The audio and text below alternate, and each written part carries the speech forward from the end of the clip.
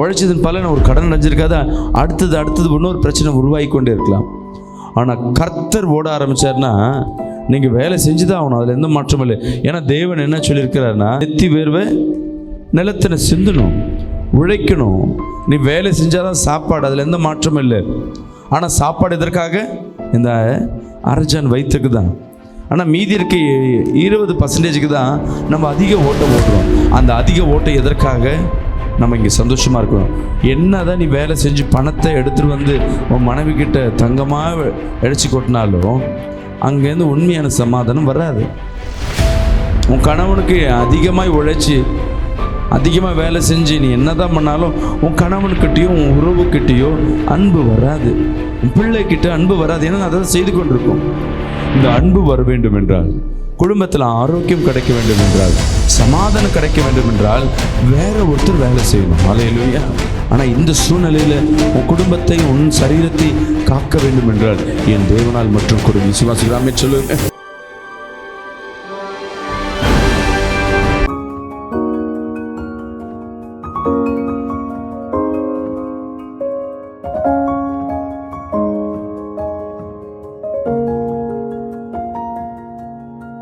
கர்த்தர் நாமம் மகிமைப்படுவதாக. இந்த நாள் கர்த்தர் நம்மோடு பேசுகிற வார்த்தை, கைகளில் வேதத்தை எடுத்துக்கொள்ளுங்க. ஒவ்வொரு மாதமும் விசேஷமாய் கர்த்தர் நம்மோடு பேசுகிற ஒரு காரியம்தான் வாக்குத்தத்தம். அவர் வாக்குத்தத்தம் என்பது ஒரு ப்ராமிஸ் வேர்டுன்னு இங்கிலீஷில் சொல்லப்பட்டிருக்கும். ப்ராமிஸ்னா என்ன? சத்தியமா. தேவன் சத்தியம் பண்ணி கொடுக்குற நமக்கு ஒரு வார்த்தை, அதை நிறைவேற்றுகிறவராக இருக்கிறார். எடுத்து வாசிப்போம். யாத்திராகமம் 14ஆம் அதிகாரம் 14ஆம் வசனத்தை வாசிப்போம். கர்த்தர் உங்களுக்காக யுத்தம் பண்ணுவார், நீங்கள் சும்மா இருப்பீர்கள் என்றார். அல்லேலூயா. விசுவாசிக்கிறோமே சொல்லுவேமே நல்ல சத்தமா. மீண்டும் அந்த வசனத்தை வாசிக்கிறோம், பார்க்கலாம். கர்த்தர் நமக்காக யுத்தம் பண்ணுவார், நீங்கள் சும்மா இருப்பீர்கள். இப்போ நீங்கள் செய்ய வேண்டிய காரியம், கைகளை உயர்த்தி சொல்லுங்க, கர்த்தர் எனக்காக யுத்தம் பண்ணுவார், நான் சும்மா இருக்க போகிறேன். இந்த மாதத்தின் தலைப்பு சும்மா இருக்கும் மாதம். அது என்ன சும்மா இருக்கணும்? பல நாட்கள் நீங்கள் ஓடி ஓடி என்ன பண்ணியிருப்பீங்க? உழைச்சிருப்பீங்க. ஆனால் அதன் பலன் எதற்காக உழைக்கிறோம்? நாம் எதற்காக வாழ்கிறோம்? வாழ்வதன் நோக்கம் என்ன? யாரை கரெக்டாக சொல்லுங்கள் பார்க்கலாம். ஆமாம், இந்த அரஜான் வயிற்றுக்காக தான் வாழ்கிறோம், உழைக்கிறோம், எல்லாம் பண்ணுறோம். ஆனால் இந்த அரஜான் வயிற்றுக்கு சாப்பாடு நம்ம செய்கிற நற்கிரைகள் நிமித்தமாக தான் அது ஆசீர்வாதமாய் மாறும். சில பேர் பாவம்லாம் பணம் இருக்கிற திமிரில் பாவமாக செய்வாங்க, ஆனால் பணத்தை சேர்த்து வைப்பாங்க. ஆனால் அந்த அரஜான் வயிற்றுக்கு சாப்பாடு போகாதபடி சூழ்நிலைகளாக இருக்கும். சுகர், பிபி, ஏதாவது ஒரு காரியம், நம்ம அந்த பிரச்சனையில் தான் இருப்போம். அப்பா காரமாக சாப்பிட முடியல, இனிப்பாய் சாப்பிட முடியல. ரெண்டு காரியம். இன்றைக்கி ஃபுட்டு நேற்று ஒரு மருத்துவர்கிட்ட போகிறோம், அவர் சொல்கிற உணவு தான் நம்மளுக்கு மருந்து. உணவு பாதி சரி பண்ணிட்டாவே மருந்து தானாக வேலை செய்ய ஆரம்பிச்சிடும். சரி, உணவில் என்ன ப்ராப்ளம்? உணவு தான் என்ன பிரச்சனைன்னு பார்த்தா, நம்ம செய்கிற சாப்பாடெல்லாம் இப்போ நம்ம கலாச்சாரங்கள் இல்லை. நம்மளோட கலாச்சாரங்கள் சாப்பாடெலாம் என்னது? தமிழ் சாப்பாடு நம்ம இட்லி, தோசை, பூரின்னு சொல்லுவீங்க, பொங்கல், சாம்பார், சோறு. அது நம்ம கலாச்சாரம் இல்லை. கேழ்வரகு கஞ்சி, கம்பங்கூழ், இதுதான் நம்மளுடைய பாரம்பரிய உணவு. ஏன்னா இந்த உஷ்ணத்துக்கு, இப்போ அடிக்கிற வெயிலுக்கு சாப்பிடக்கூடிய, இப்போ நல்லா பிரியாணி, ஃப்ரைட் ரைஸ் அடிச்சிங்க சாப்பிட்டிங்கன்னா உள்ளே உட்காந்துட்டே இருக்க வேண்டியதான். எந்த ரூமில்? பாத்ரூமில் உட்காந்துட்டே இருக்க வேண்டியதுதான். ஏன்னா அது நமக்கு உணவு இல்லை. அதெல்லாம் என்றைக்கே ஒரு நாள் எடுத்துக்கலாம். ஆனால் உண்மையான நமக்காய் கொடுக்கப்பட்ட உணவு அது. நம்ம சாப்பிட்றோம், நம்ம சாப்பிட்றதுக்காக ஓட ஆரம்பிச்சது. இப்போ எதுக்கு ஓடுறதுனே தெரில. வீடு வாடகை கட்டணும், கல்யாணம் பண்ணணும், இல்லை கடன் அடைக்கணும், இல்லை டிவிக்கு வாங்கின கடன் அடைக்கணும், ஏசிக்கு வாங்கின கடன் அடைக்கணும், இப்படியே தான் ஓடின்னு இருக்கும். ஆனால் உண்மையான ஓட்டம் எதற்காக? இந்த சாப்பாட்டுக்காக தான். ஆனால் இந்த கவர்மெண்ட் என்னென்னா 5 ரூபாய்க்கு ஒரு இந்த சாப்பாடுக்கு உண்டான வழியை உண்டு பண்ணியிருக்கு. ஆனால் இயற்கை பாருங்களேன், என்னதான் உனக்கு ஆகாரம் பக்கத்தில் இருந்தாலும், சின்ன வயசில் நீங்கள்லாம் போனீங்கன்னா இந்த ஆகாரங்களை பார்க்கும் பொழுது, இந்த பொஃபே சிஸ்டங்களையும் நல்ல விசேஷமாக உணவு பார்க்கும் பொழுது அலைஞ்சு சாப்பிடுவோம். ஏன்னா அந்த உடம்பு நம்மளை எடுத்துக்கொள்ளும். நம்ம ஆசீர்வாதம் மாதிரி எந்த பாவம் செய்யலை, நம்ம அதை எடுத்துக்கொள்ளும். நாளடைவில் பிறகு ஒரு வயது ஒரு 40-35க்கு மேலே கிடக்கும் பொழுது ஆகாரங்கள் பக்கத்தில் இருந்தாலும் சாப்பிட முடியாது. ஏன்னா அது உன் உடம்புக்கு ஒத்துக்காது. அப்போ தேவன் எங்கேயோ தடை பண்ணுகிறார். தேவன் ஏதோ ஒன்று தடை பண்ணி வைத்திருக்கிறார். நம்ம ஆசீர்வாதத்தை தடை பண்ணி வைத்திருக்கிறார். முதல் காரியம். ரெண்டாவது, எதற்காய் நாம் ஓடிக்கொண்டே இருக்கோம்? நாம் நிம்மதியாக உறங்குவதற்கு ஒரு நல்ல வீடு இருக்கணும். அந்த வீட்டுக்குள்ளே உறக்கம் வேணும்னா ஃபேன் ஏசி மட்டும் இல்லை, நல்ல உறவுகள் இருக்கணும். பிள்ளை, மனைவி, கணவன், உறவுகள், அண்ணன், தம்பி, இந்த உறவுகள் தான் அந்த குடும்பம். இந்த குடும்பம் சரியில்லைன்னா அந்த குடும்பத்துக்குள்ளே வாழ முடியாது. நம்ம ஓடுற ஓட்டம் வெளியே எதற்காக ஓடுகிறோன்னா, இந்த வைரஜான் வயிற்று ஓகே. ரெண்டாவது, அந்த வயிற்றுக்கு மேலே ஒரு இடம் இருக்குது. என்னது? இருதயம். இந்த இருதயத்தை குளிர பண்ணுவதற்கு தான் மீதி இருக்கிற ஓட்டங்கள் எல்லாம். அந்த மீதி இருக்க ஓட்டம் வெறும் 20%, முக்கால்வாசி இந்த உடம்புக்கு எது வேணும்? 80% சாப்பாடு, மீதி 20% இருதயம் சிந்தனையும் ஒழுங்காக இருந்தால் போதும். ஆனால் அந்த இருதயம் சிந்தனை ஒழுங்காக இருப்பதற்கு தான் அதிகமாக ஓடுகிறோம். அல்லேலூயா. ஆனால் இந்த சரீரங்களுக்கு மனுஷன் வாழ்வதற்கு 80% என்ன வேணும்? ஆகாரம் வேணும். ஆனால் ஆகாரத்துக்கு நம்ம இப்போ இருக்கிற சென்னை பட்டணங்களில் ஆகாரத்துக்கு என்ன எவ்வளோ நீ கஷ்டப்பட்டு சம்பாதிக்க தேவையில்லை. பிச்சை எடுத்தாவே போதும், வயிறு ரொம்பிடும். இல்லை, சின்ன ஒரு பாட்டை வேலை செஞ்சாவே இந்த வயிறு ரொம்பிடும். ஆனால் மீதி இருக்கிறது நேரம் பார்க்காம ஓடிக்கொண்டு, சில பேர் கணவனையும் பிள்ளையும் பிரிந்து எங்கேயோ வேலை செய்து கொண்டிருப்பாங்க. சில பேர் பெற்றோரை பிரிந்து எங்கேயோ வேலை செய்து கொண்டிருப்பாங்க. இரவும் பகலும் கடினமாய் உழைப்பது எதற்காகனா, இந்த வயிற்றுக்கு மேலே இருக்கிற இந்த சின்ன இடம், இந்த போர்ஷனை நிம்மதியாக வச்சுக்கணும். அடுத்தது பார்த்தீங்கன்னா இந்த இடம் நினைவுகள்ப்பா. கஷ்டம் வந்துச்சுன்னா பாருங்கள், நிறைய பேருக்கு டிப்ரெஷனாக இருக்குப்பா, தலைவலியாக இருக்கு. இல்லை, எங்கன்னா இங்கே ப்ராப்ளம் ஸ்டார்ட் ஆகும் பொழுது பலவீனம் எங்கே காணப்படும்னா, முதல் இந்த இடத்துல காணப்படும். நம்ம பிரச்சனை மூளையில் பிரச்சனை இல்லை, இங்கே பண்ணுற காரியத்தின் பலன் எப்போ தெரியும்னா கொஞ்ச நாளுக்கு அப்புறம் தெரியும். ஆனால் முதல்ல எங்கே ரியாக்ட் ஆகும்னா சிந்தனை, நினைவுகள் சரியில்லாமல் தூக்கம் இருக்கும். சிந்தனை ஏதோன்னு சிந்தித்து கொண்டே இருக்கும். சமாதானம் இல்லாதபடி இருதயம் ஓடிக்கொண்டே இருக்கும். கண்கள் கணங்கி கொண்டே இருக்கும். ஒரு விதமான பயம் ஏற்பட்டு கொண்டே இருக்கும். இதெல்லாம் எதற்கான? இந்த 20% நம்ம இது சரிப்படுத்துறதுவதற்காக. ஆனால் இதற்காக தான் முழு நேரம் ஓடிக்கொண்டிருக்கும். என் தேவன் சொல்லுகிறார், இதுவரையும் ஓடின ஓட்டம் போதும். அல்லேலூயா. விசுவாசிக்கிறாமன்னு சொல்லுவேன். இனி நீங்கள் சும்மா இருங்க, நான் உங்களுக்காக யுத்தம் பண்ண போகிறேன். கரங்களை தட்டி ஒரு ஆமென் சொல்லுவேன். அல்லேலூயா. இப்போ பாஸ்டர் நீங்கள் சொல்கிறீங்க, இனி இந்த மாதம் வேலைக்கு செய்யக்கூடாதா, வேலையில் எதுவும் பண்ணக்கூடாதா, சும்மா வீட்டில் இருந்தால் போதுமா? இன்றைக்கி இருக்கிற 80% குடும்பத்தில், இந்திய தேசத்தில் ஞாபகம் வச்சுங்க, 80%, அதுவும் சிட்டியில், கிராமம் பகுதியில், சிட்டியில் 80% பெண்களை வேலைக்கு அனுப்பிச்சிட்டு ஆண்கள் வீட்டில் சும்மா உட்கார்ற சூழ்நிலை. கேட்டால் வேலை இல்லை, ஏதாவது ஒரு காரணம். நம்ம ஓடி உடைச்சிருப்போம். அந்த வீட்டில் பார்த்தீங்கன்னா அந்த சகோதரி ஓடி உதைச்சிருப்பாங்க. உழைச்சதன் பலன் ஒரு கடன் அடைஞ்சிருக்காத, அடுத்தது இன்னொரு பிரச்சனை உருவாகி கொண்டே இருக்கலாம். ஆனால் கர்த்தர் ஓட ஆரம்பித்தார்னா நீங்கள் வேலை செஞ்சு தான் ஆகணும். அதில் எந்த மாற்றமும் இல்லை. ஏன்னா தேவன் என்ன சொல்லியிருக்கிறாருன்னா, நெத்தி வேர்வை நிலத்தின சிந்தணும், உழைக்கணும். நீ வேலை செஞ்சால் தான் சாப்பாடு, அதில் எந்த மாற்றமும் இல்லை. ஆனால் சாப்பாடு எதற்காக? இந்த அரஜான் வயிற்றுக்கு தான். ஆனால் மீதி இருக்க 20%க்கு தான் நம்ம அதிக ஓட்டம் ஓடுறோம். அந்த அதிக ஓட்டம் எதற்காக? நம்ம இங்கே சந்தோஷமாக இருக்கணும். என்ன தான் நீ வேலை செஞ்சு பணத்தை எடுத்துகிட்டு வந்து உன் மனைவி கிட்ட தங்கமாக அடிச்சு கொட்டினாலும் அங்கேருந்து உண்மையான சமாதானம் வராது. உன் கணவனுக்கு அதிகமாக உழைச்சி அதிகமாக வேலை செஞ்சு நீ என்ன தான் பண்ணாலும் உன் கணவனுக்கிட்டேயோ உன் உறவுக்கிட்டேயோ அன்பு வராது. உன் பிள்ளைக்கிட்ட அன்பு வராது. ஏன்னா அதை செய்து கொண்டிருக்கும். இந்த அன்பு வர வேண்டும் என்றால் குடும்பத்தில் ஆரோக்கியம் கிடைக்க வேண்டும் என்றால், சமாதானம் கிடைக்க வேண்டும் என்றால் வேற ஒருத்தர் வேலை செய்யணும். அல்லேலூயா. இப்போ நம்ம வீட்டில் நம்ம வேலை செய்யாமல் வேற யார் வேலை செய்கிறது? இதுவரையும் நம்ம வீட்டில், உங்கள் வீட்டில் வேலை செய்கிறது நீங்கள் கிடையாது. நீங்கள் வேலை செஞ்சிருந்தீங்கன்னா ஒரு நல்ல ஓட்டம் இருக்கும். உங்கள் கூடவே இன்னொன்று வேலை செய்ய ஆரம்பிக்குது. சத்துரு தன்னோட வேலையை என்ன பண்ண ஆரம்பிச்சிட்டான்? ஸ்கிரீஸ் செய்ய ஆரம்பிச்சிட்டான். ஆஹா, இந்த சகோதரி என்ன பண்ண மாட்டாங்க? ஏசப்பா கூப்பிட மாட்டாங்க, ஏசப்பா முழுமையை நேசிக்க மாட்டாங்க. ஆனால் யாருக்கு வேலை இருக்குது? எனக்கு வேலை இருக்குது. நீ கொஞ்சம் சம்பாரிச்சிட்டு வந்தீங்கன்னா அது கொஞ்சம் வேலை கொடுக்கும், வியாதியை கொடுக்கும், சின்ன நோயை கொடுக்கும், சின்ன ஒரு செலவு உண்டு பண்ணும். சின்னதாக தான் இருக்கும். நீ கடைக்கு போயிட்டு வந்தீங்கன்னா 500 ரூபாய்க்கு வாங்கலான்னு சொல்லிட்டு ஒரு துணி கடைக்கு போய் யாருக்காவது கிஃப்ட் கொடுக்கவே ஒரு 500 ரூபாய்க்கு போனால் கூட அந்த 500 ரூபாய்க்கு வாங்க முடியாது. எக்ஸ்ட்ரா ஒரு 100 ரூபா போட்டு அந்த கடை சொல்ல, இந்த இது 100 ரூபா தான் நாங்கள் எக்ஸ்ட்ரா கொடுக்குறது, கொடுங்க, ஒழுங்காக கொடுங்கன்னுவாங்க.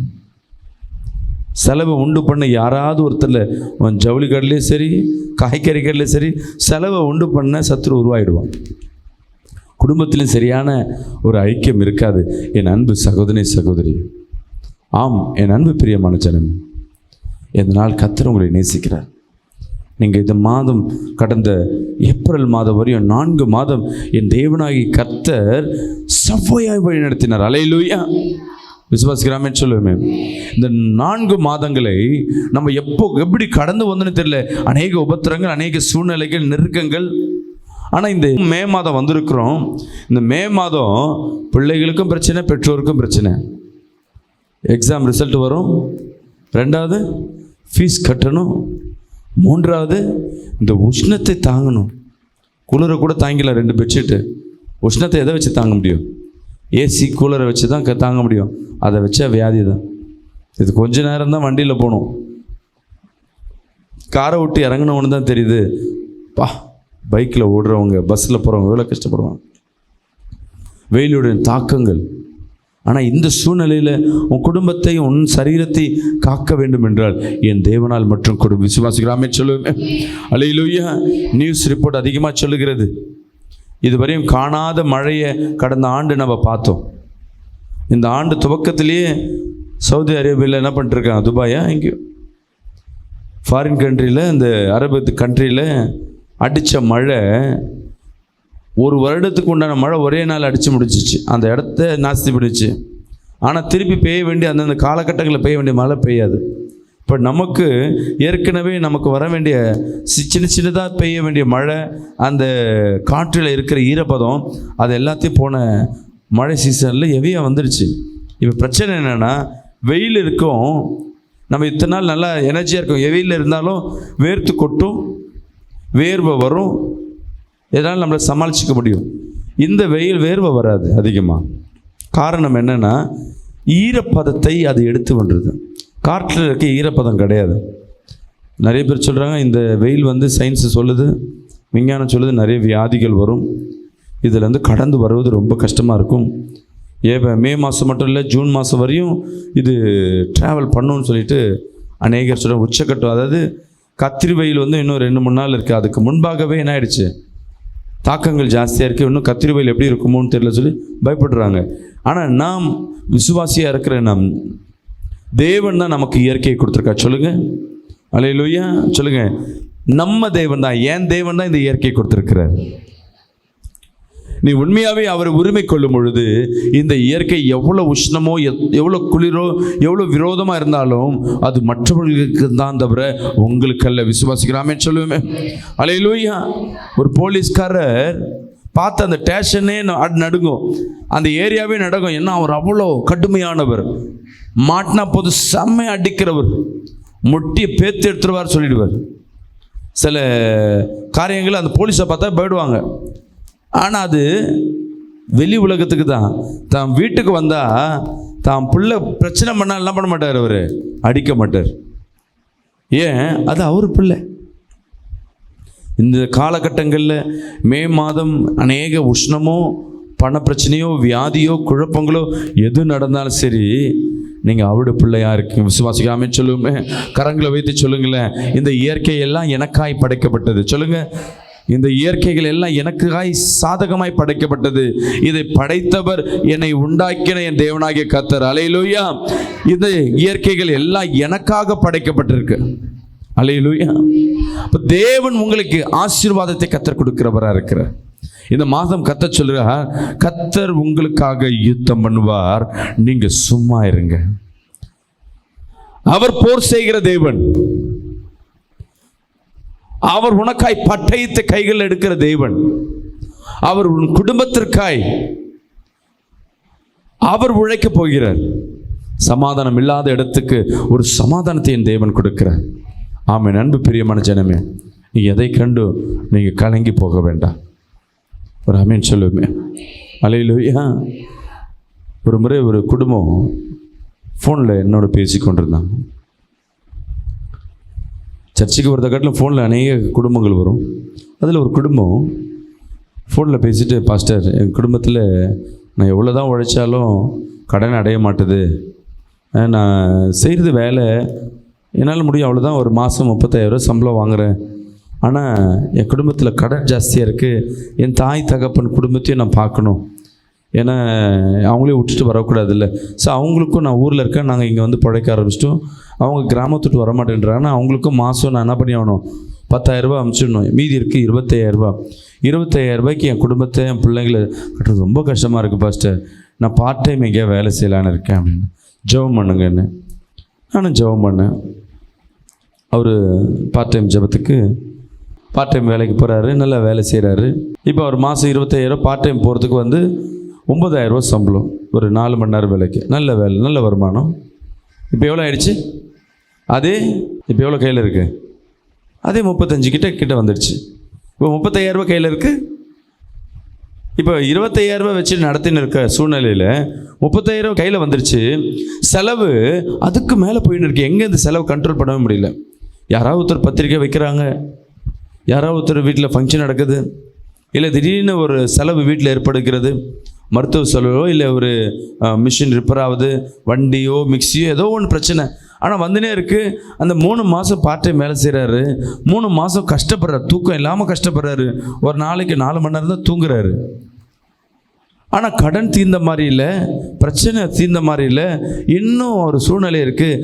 அடுத்து ஒரு 2 மாதம் கழிச்சு எனக்கு கால் பண்ணுறாரு, பாஸ்டர் நீங்கள் ஜெபம் பண்ணீங்க, எனக்கு வேலை கிடைச்சிது, ஆனால் இருந்தாலும் என்னால் நிம்மதி இல்லை, பிரச்சனை மேலே பிரச்சனை வந்துனே இருக்குது, என்ன பண்ணுறதுன்னு தெரில பாஸ்டர், எனக்காக ஜெபிச்சுக்கொள்ளுங்க, நான் ஓடணும், இன்னும் இந்த பார்ட் டைமில் இன்னும் வேலை செய்யணும், இன்னும் 2 மணி நேரம் போய் எங்கேயாவது கோயம்பேட்டில் மூட்டை தூக்கியாவது நான் சம்பாதிக்கிறேன், நைட் டைமில் அங்கே வந்து மூட்டை தூக்குனா கொஞ்சம் நல்ல வருமானம் கிடைக்கும், நான் அங்கே போகலான்னு இருக்கேன்னு.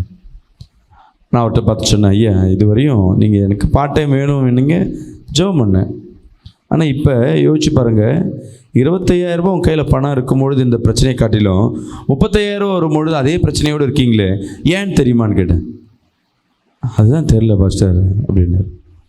தேவன் ஆசீர்வதித்தார்னா 100 ரூபாய் வச்சு உங்கள் குடும்பத்தை நடத்த முடியும். தேவன் ஆசீர்வாதம் இல்லைன்னா 1000 ரூபாய் வச்சு கூட என்ன பண்ண முடியாது, குடும்பம் நடத்த முடியாது. ஏன்னா அதுக்கேட்ட செலவுகளும் வந்துடும். பிசாசு பணத்தை கொடுத்து சும்மா இருக்க மாட்டான், பிரச்சனையும் பாவத்தையும் சேர்த்து கொடுத்துருவான். ஆனால் தேவன் பணத்தை கொடுக்குறாரு இல்லையோ, பிரச்சனையும் குழப்பங்களை வியாதி எடுத்து போட்டுருவார். விசுவாசிக்கிறாமேன்னு சொல்லுவேன். அந்த இடத்துல ஒரு சமாதானம் இருக்கும். நான் என்ன பண்ணணும் பாஸ்டர்னு அப்போ இந்த வசனத்தை அவர் கொடுத்தேன். யாத்திராக 14:14 தேவன் சொல்கிறார் இஸ்ரவேல் ஜனங்களை பார்த்து, நீங்கள் சும்மா இருங்க, நான் யுத்தம் பண்ணுறேன். இத்தனை நம்ம யுத்தம் பண்ணி, அவங்க இஸ்ரவேல் ஜனங்கள் யுத்தம் பண்ணி தோற்ற காலங்கள் உண்டு. இப்போ தேவன் என்ன பண்ணுறாரு, அவர் யுத்தம் பண்ண போகிறாரு, நீங்கள் சும்மா இருங்கன்னு சொல்கிறாரு. ஏன் அப்படின்னு, நான் என்ன பண்ணணும் ஃபஸ்ட்டு, வேலைக்கு போகக்கூடாது, இந்த பார்ட் டைம் போகிறத என்ன பண்ணுங்க, ஸ்டாப் பண்ணுங்க. ஃபஸ்ட்டு போயிட்டு இன்னும் 9,000 ரூபா அடிவாங்க. நீங்கள் தேவ சமூகத்தில் காத்துருங்க, ஒரு நாளைக்கு 1 மணி நேரம் ஜெபம் நைட்டில் போய் பண்ணுங்க அப்படின்னு. சரி பாஸ்டர், உடனே என் வார்த்தைக்கு கீழ்ப்படிந்து வேலையை ரிசைன் பண்ணார். ஒரு 15 நாளுக்கு அப்புறம் அவர் கால் பண்ணுறேன், என்னங்க ஐயா எப்படி போகுது, ஏன் இந்த மாதம் ரொம்ப மோசமாக போகுது, ஏன்னா பயந்து கொண்டே இருக்கேன், ஏன்னா இந்த மாதம் என்ன வராது, 9,000 வராது, ஏன்னா அடுத்த மாதம் நான் எப்படி கடந்து போவேனே தெரியாதுன்னு. நானும் அவருக்காக ஜெபிக்க ஆரம்பித்தேன். ஆனால் அவர் டெய்லி அந்த விடாமல் அந்த ஒரு மணி நேரம் ஜெபிக்கிறத விடுறதில்லை. பார்ட் டைம் ஜெபத்தை விட்டார். வேலைக்கு வர்றாரு, குடும்பத்தோட டைம் ஸ்பெண்ட் பண்ணுறார், ஆலயத்துக்கு போகிற, எப்படி காணப்படுகிறது. ஒரு மாதம் கடந்து போச்சு.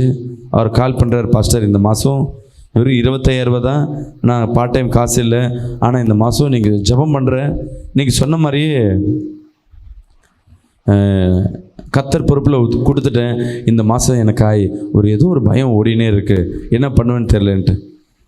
நீங்கள் கவலைப்படாதீங்க, ஏசப்பா கூட இருக்கா, ஜெபம் பண்ணுங்க. அந்த மாதம் சொன்னால் நம்ப மாட்டீங்க, அந்த மாதம் முடிஞ்ச போது அவர் கையில் 1000 ரூபாய் மிச்சம் வந்துருக்கு. கரங்களை தட்டி ராமேன்னு சொல்லுங்க. 35,000 ரூபாய் இருக்கும்பொழுது மீதம் எடுக்க முடியாதவர் 25,000 ரூபாய் சம்பளம் கம்மியாகும் பொழுதும் ஒரு மீதம் எடுக்கிறாருன்னா அது அவர் கைகளில் இல்லை. ஹல்லேலூயா. உடனே அவர் கால் பண்ணி சொல்கிறார், பாஸ்டர் நான் உண்மையாகவே ருசி பார்க்குறேன், இந்த மாதம் முழுவதும் என் பாக்கெட்டில் ஏதோ பணம் இருக்கிற மாதிரி ஒரு ஃபீலு, பெரிய செலவு அதே செலவு பண்ண மாதிரி தான் இருக்குது, எங்கேருந்து பணம் வருது எங்கேருந்து போகுதுன்னு தெரியல, இருக்கிறது எனக்கு வந்தது 25,000 ரூபா தான், ஆனால் நான் கர்த்தரை மட்டும் சார்ந்திருக்கிறேன், எனக்காய் அவர் ஓடுகிற ஓட்டத்தை நான் ருசி பார்க்கிறேன். கரங்களை தட்டி ராமேன்னு சொல்லுவேன். இன்னொரு சாட்சியை சொல்ல வரும், இதெல்லாம் வெளியே இருக்க நீங்கள் காணாத சாட்சி. நம்ம சபையிலேயே ஒரு சகோதரி வர்றாங்க, அவங்களுக்கு 2 பசங்க, கணவர் கேன்சர் வியாதினால செத்துட்டார். இந்த மணிக்கூண்டதில் தான் கேன்சர் வியாதி இருக்கும்போது உள்ளே வந்தாங்க, நல்ல சுகமாயிடுச்சு. திருப்பி அவங்க சபைக்கு வர்றது கொஞ்சம் விட்டாங்க, கேன்சரில் இறந்துட்டார்.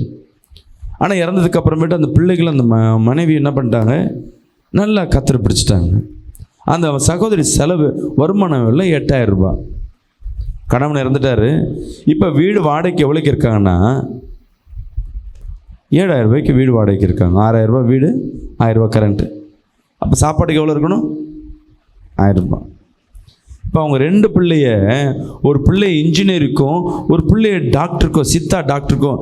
ஏன் சித்தா டாக்டர்னா அவங்க அப்பாவுக்கு வந்து இங்கிலீஷ் மருந்தை காட்டிலும் சித்தா மருந்து தான் அவங்க அப்பாவை கொஞ்ச நாள் உயிர் கொண்டு வந்தது நிமித்தமாக அதன் மேல் ஆர்வம் கொண்டு அந்த பிள்ளை நான் படிக்கணும்னு சொல்லிட்டு நீட்டை படிச்சுட்டு போயிட்டு என்ன பண்ணுது,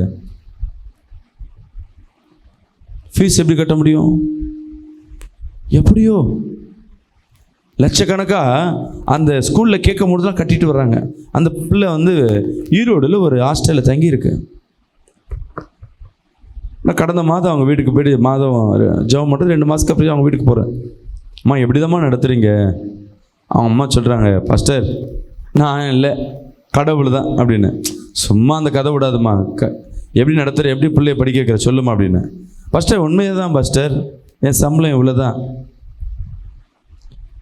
உங்களுக்கே தெரியும் பாலுக்கு எவ்வளோ ஆகும், கேஸுக்கு எவ்வளோ ஆகும், சமையல் எவ்வளோ ஆகும்னு. ஆனால் நாங்கள் நல்லா சாப்பிட்றோம். எங்கள் அம்மா ஒரு 2,000 ரூபாய் கொடுக்குறாங்க அப்படின்னா கூட 10,000 ரூபாய் தான் வருது. ஆனால் என் குடும்பத்தை முழுமையாக வாடகை கட்டி நான் வேலை செஞ்சு என் பிள்ளைகளுக்கு, ஒரு பிள்ளை ஹாஸ்டலுக்கு, ஒரு பிள்ளை இங்கே தான் இருக்குது, அந்த பிள்ளைக்கு உண்டான எல்லா காரியங்களையும் செய்து கொண்டு எங்கேருந்து வர்றது என்னன்னு தெரியல. ஆனால் நான் கணக்கு பார்த்தேன்னா ஒன்றுமே இல்லை, மைனஸில் போகுது. ஆனால் எங்கேருந்து வருது?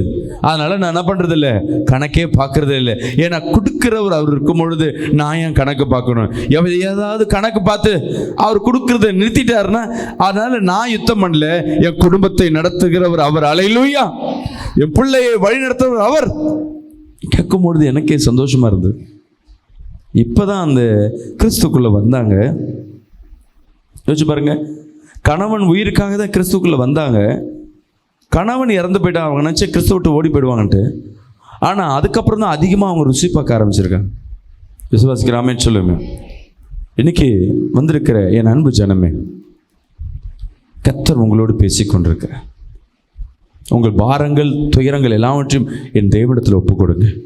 உன் கணவன் சரியில்லாமல் இருக்கலாம், உன் மனைவி சரியில்லாமல் இருக்கலாம், உங்களுக்கு யாரும் ஒத்துழைக்காமல் இருக்கலாம். இவங்களை எப்படியாவது என் கண்ட்ரோலுக்கு கொண்டு வரணும், இவங்களுக்கு இந்த வழி ட்ரீட்மெண்ட், என் பிள்ளை இப்படி பண்ணாதான் என் படிப்பான், என் கணவனை நான் இப்படி பண்ணாதான் என் கணவன் என் கண்ட்ரோலில் இருப்பார், என் மனைவி இப்படி பண்ணாதான் என் மனைவி என் கண்ட்ரோலில் இருப்பார். அப்படியே இல்லை. நீங்கள் எப்பப்போ திட்டம் விடுறீங்களோ உன் திட்டத்தை காட்டிலும் உனக்கு செயல்பட ஆரம்பிக்கும். விசுவாசிக்கிறாமன்னு சொல்லுவேன். ஒரு சின்ன வழக்குங்கன்னு உங்களுக்கு சாதகமாக தான் இருக்கும்.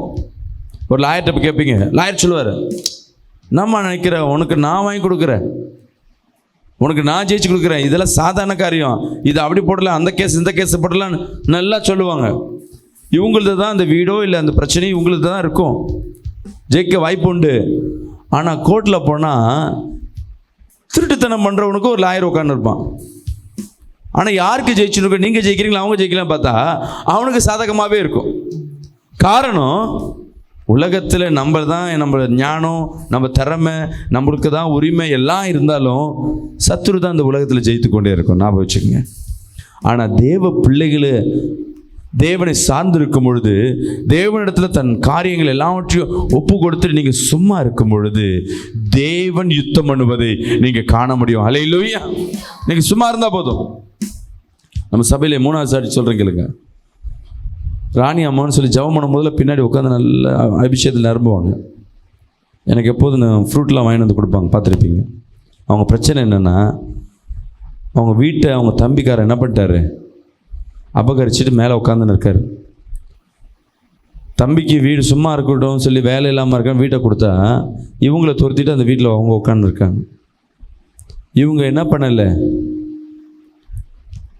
கேட்டு கேட்டு பார்த்து போலீஸோ ரவுடியோ எதுக்கும் போல, கோர்ட்டுக்கும் போல.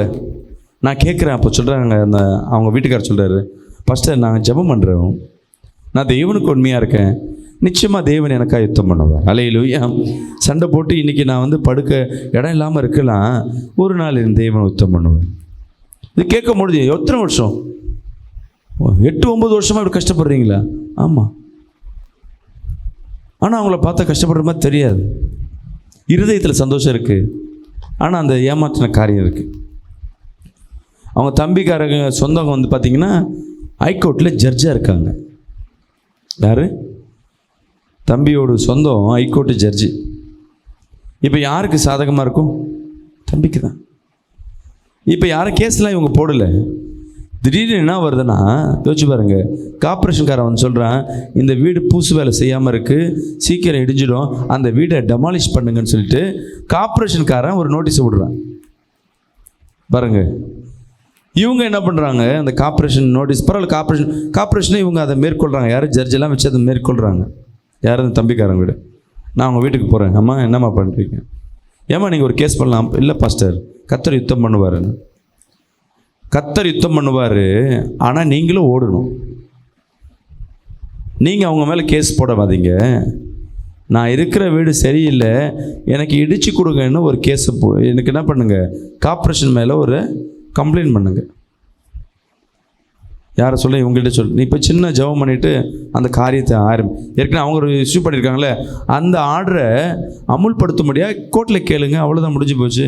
அவங்கக்கிட்ட ஏன் நீங்கள் சண்டை போடுறீங்கன்னு கோர்ட்டில் போய் அப்ளை பண்ணோன்னே இவங்க பயப்படுறாங்க. ஃபஸ்ட்டு அவங்களுக்கு லாயர் இருக்காங்க, அவங்களுக்கு ஜட்ஜே அவங்க ஆள் தான், ஜட்ஜி அங்கே அவங்க சொல்கிறது தானே செய்வாங்கண்ணே. ஜட்ஜி அவங்க கூட இருக்கட்டும், லாயர் அவங்க கூட இருக்கட்டும், போலீஸ் அவங்க கூட இருக்கட்டும், வீடு கூட அவங்க கூட இருக்கட்டும், ஆனால் உன்னோடு ஏசப்பா இருக்கிற. அல்லேலூயா. விசுவாசிக்கிறாமேன்னு சொல்லுமே, நிச்சயமாக அது உனக்கு சாதகமாக மாறுன்னு. கோர்ட்டில் வந்தது, ஜட்ஜ்மெண்ட் என்ன சொல்லிச்சுன்னா, அந்த வீடு அவங்களுக்கு தான் உரிமை, அதனால் அவங்க என்ன டிசைட் பண்ணாலும் அந்த வீடு இடிக்கணுமோ இருக்கணுமோன்றதை அவங்க டிசைட் பண்ணிட்டோம், அதற்கு ஏற்றவாறு கார்பரேஷன் பண்ணிட்டோன்னு கார்பரேஷனுக்கு டைரக்ஷன் கொடுத்துட்டாங்க. இப்போ இவங்க கார்பரேஷன் போய் அதை இடின்னு சொல்லிட்டாங்கன்னா அதை இடிச்சிடுவாங்க. உடனே சந்தோஷம். ஃபஸ்ட்டு தேவன் யுத்தம் பண்ணுவதே நாங்கள் சும்மா இருக்கோம். ஜட்ஜு யாரோ வந்தவங்களாம் அவங்களுக்கு தான் சப்போர்ட் பண்ணுறோன்னு நாங்கள் நினச்சிட்டே இருந்தோம். ஆனால் முடிவில் பார்த்தீங்கன்னா எங்களுக்கு சாதகமாக இருக்குது. நான் தான் சொன்னேம்மா, நீங்கள் தேவனிடத்தில் காத்திருக்கும் பொழுது தேவன் உனக்காக யுத்தம் பண்ண ஆரம்பிப்பார். அல்லேலூயா. ஒன்றும் இல்லை, இங்கே உட்காந்துருக்கீங்களே, இங்கே துதிக்கிற இந்த வேலையில் கர்த்தர் உனக்காக யுத்தம் பண்ண ஆரம்பிச்சிருப்பார். எப்போ இந்த வாக்குத்தத்தத்தை உன் காதுகளில் செவிகளில் கேட்கிறாயோ அப்போவே உனக்காக யுத்தம் பண்ண ஆரம்பிச்சிட்டார். விசுவாசிக்கிறாமே சொல்லுவேன். அல்லேலூயா. இந்த வாக்குத்தத்தம் உங்களுக்காக என் தேவனாகிய கர்த்தர் கொடுக்கிறார். விசுவாசிக்கிறோம். ஆமென் சொல்லுவேமே. அப்படியே முழங்காலிட்டு கரங்களை உயர்த்தி இயேசுவேன்னு சொல்லுங்க, துதிங்க, எல்லாம் ஸ்தோத்திரம் பண்ணுங்க, ஸ்தோத்திரம் பண்ணுங்க. அப்பா உமக்கு நன்றி அப்பா, இயேசுவே உமக்கு நன்றி அப்பா. கடந்த மாதங்கள் எல்லாம் எங்களை கண்மணி போல் பாதுகாத்தீர், ஆபத்திலிருந்து எங்களை பாதுகாத்தீர், கடனிலிருந்து எங்களை பாதுகாத்தீர், உஷ்ணத்திலிருந்து எங்களை பாதுகாத்தீர், இயற்கை சூழ்நிலையிலிருந்து எங்களை பாதுகாத்தீர் அப்பா. எந்த வியாதிகளும் எங்களை அணுகாதபடி எங்களை பாதுகாத்தீர், மரணம் எங்களை அணுகாதபடி எங்களை பாதுகாத்தீர், ஆக்சிடென்ட் எங்களை அணுகாதபடி எங்களை பாதுகாத்தீர் அப்பா. எந்த ஒரு குடும்பத்தில் சமாதான சீர்கேடு எங்கள் குடும்பங்களில் வராதபடி பாதுகாத்தீர். நஷ்டங்கள் வராதபடி எங்களை பாதுகாத்தீர். துன்பங்கள் வராதபடி எங்களை பாதுகாத்தீர். வருமானத்தை கொடுத்து பாதுகாத்தீர். எங்களை ஆசீர்வதித்து எங்களை பாதுகாத்தீர். உணவு கொடுத்து எங்களை பாதுகாத்தீர். உறவிடம் கொடுத்து எங்களை பாதுகாத்தீர். நல்ல உறவுகளை கொடுத்து எங்களை பாதுகாத்தீர். எங்கள் குடும்பங்களை கொடுத்து எங்களை பாதுகாத்தீர். அப்பா, எங்கள் குடும்பத்தில் இருக்கிறவர்கள் எங்கள் மேல் அன்பு செலுத்தி எங்களை பாதுகாத்தீர். ஆமென். சொல்லுங்களேன். கர்த்தர் உங்கள் வாழ்க்கையில் செய்த நன்மைகளை சொல்லுங்க. அப்பா, இந்த மாதம் உன் பாதத்தில் ஒப்பு கொடுக்குறேன்னு சொல்லுங்களேன். எல்லாம் கரங்களை உயர்த்தி, அப்பா உம்மிடத்தில் நான் முழங்காலிட்டு நான் சரண்டர் ஆகிறேன்ப்பா சொல்லுங்க. நான் முழங்காலிட்டு பணிகிறோமப்பா. நீர் எனக்காக யுத்தம் செய்யுங்க. நான் உம்முடைய சமூகத்தில் நான் முழங்காலில் காத்திருக்கிறேன்ப்பா. நீர் எனக்காக யுத்தம் செய்யுங்க. எல்லாம் வாய்களை திறந்து கேளுங்க. கேட்குற யாவரும் பெற்றுக்கொள்ள முடியும். கேட்கிற யாவரும் பெற்றுக்கொள்ள முடியும். வாய்களை திறந்து ஓ ரபா ஹாஹ்லா தர்ரா ஓ ரபா ஹந்தர்ரா கில்யா ஹந்தர் யாதரபா. மகிமை மகிமை மகிமை மகிமை மகிமை மகிமை மகிமை மகிமை மகிமை. ஒவ்வொரு நேரலை பார்த்து கொண்டிருக்க ஒவ்வொருத்தர் மத்தியில ஒவ்வொரு வீட்டுக்குள்ள ஒரு விடுதலை ஏற்படட்டும். ஒரு விடுதலை ஏற்படட்டும். தடைகள் நீங்கட்டும்.